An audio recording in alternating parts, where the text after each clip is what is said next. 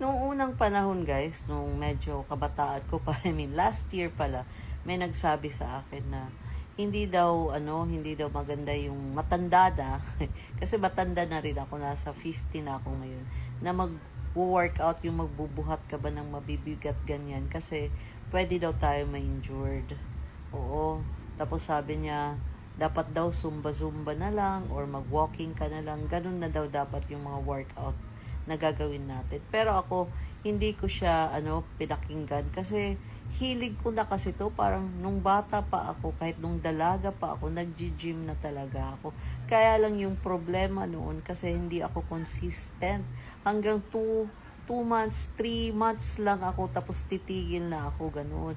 Ngayon lang ako tumagal, as in, imagine nyo, naka 1 year na ako na straight, kumbaga, kung kailan ako tumanda, yun pa lang ako nagseryoso sa pag-workout. Kasi guys, gusto ko gumanda yung katawan ko. Meron pa akong mga fats sa tiyan ko at saka sa back ko.